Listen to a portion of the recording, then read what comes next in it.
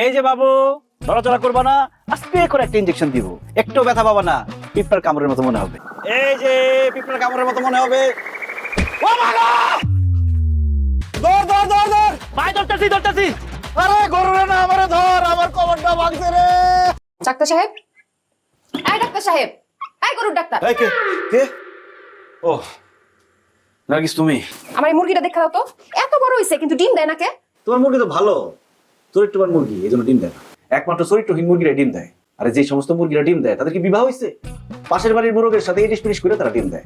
একজন ডাক্তার হয়ে রোগীর চরিত্র নিয়ে উল্টাপাল্টা কথা কইতেছ, তোমার লজ্জা করে না? তো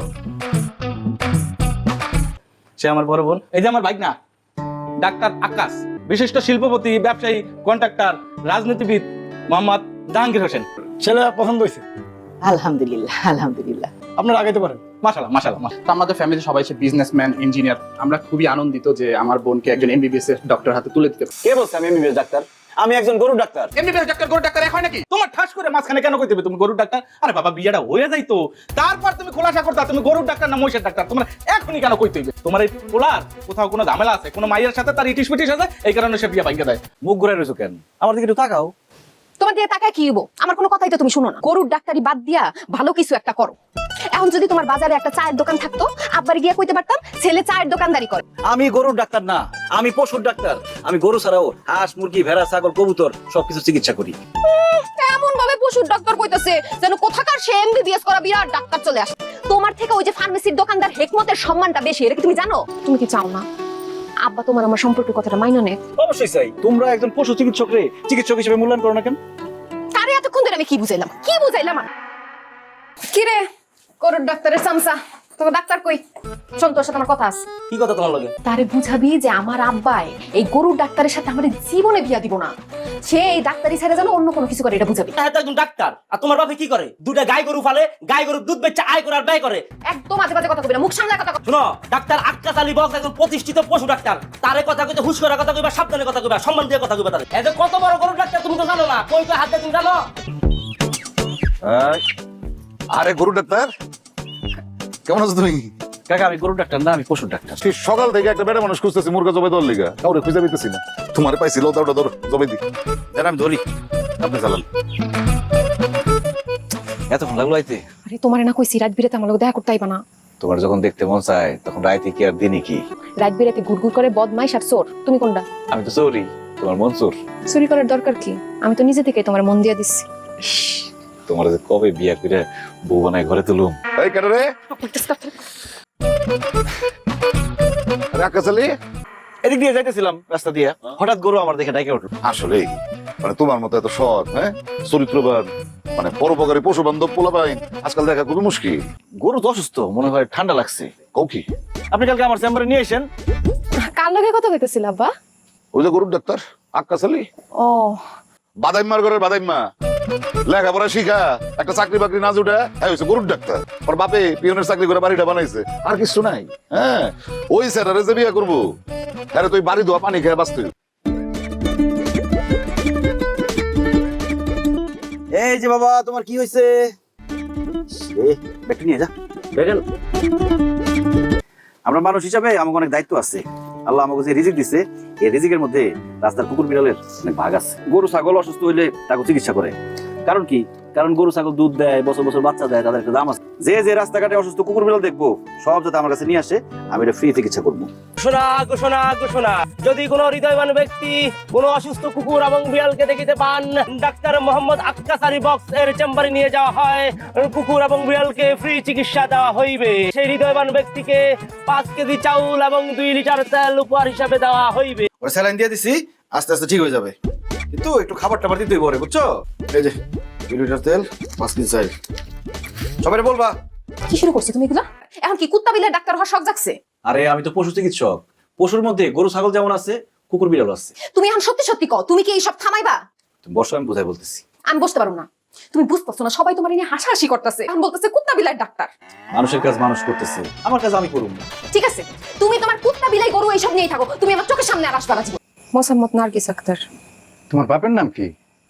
করিমউদ্দিন সরকার। কত দূর লেখাপড়া করছো? Matric pass. মানে আমার মায়ের রে ম্যাট্রিক পাস করার পরে আমি আর কলেজে ভর্তি করি নাই। কলেজটা অনেক দূরে তো, মাইয়া মানুষের যাতায়াতে কষ্ট। আর তাছাড়া মায়ের তো বিয়া দিয়ে দিব। কোরআন শরীফ পড়তে পারো, নামাজ কালাম পড়ো? জি। আলহামদুলিল্লাহ, ওইসব মাইয়া আমার পছন্দ হয়েছে। তোমার নাকি বিয়া ঠিক হয়ে গেছে? হ, পাত্র মালয়েশিয়া থাকে। আমার আব্বা গরুর ডাক্তারের সাথে বিয়া মাইনা নিব না। এতদিন তো গরুর ডাক্তার আসছিলা, এখন হচ্ছে কুত্তা বিলার ডাক্তার। প্রেম করার সময় মাথায় আসলো না যে তোমার বাপে গরুর ডাক্তারে মাইনে নিব কিনা? এখন কেন এসব কথা বলতেছো? প্রেম করার সময় যদু মধু সই, আর বিয়ে করার সময়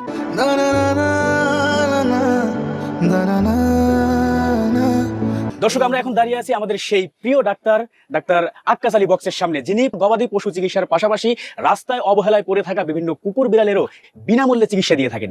যারা এই প্রাণীগুলোকে তার কাছে নিয়ে আসেন তাদেরকে তিনি উপহার হিসেবে দেন 5 কেজি চাল এবং 2 কেজি তেল। প্রত্যেকটা সৃষ্টি সমান গুরুত্বপূর্ণ। অনেকেই অনেক কিছু বুঝে না, ভাবে যে কুকুর বিড়াল নিকৃষ্ট প্রাণী, এদেরকে আসলে ভালোবাসার কিছু নাই। সৃষ্টিতে ভালোবাসলে স্রষ্টা খুশি হয়। গরুটা জানি কেমন করতেছে সে সুন্দর থেকে। কাকা, এটা আপনি কোনো কাজ করছেন? গরু অসুস্থ হয়েছে সন্ধ্যায়, আর আপনি আমার ডাকছেন এত রাইতে? আর এদিকে রাত হয়ে গেছে, দেখে তোমার ডাকতে অস্বস্তি লাগতেছে। আরে আমি একজন চিকিৎসক, আমার দিন আর রাত কি?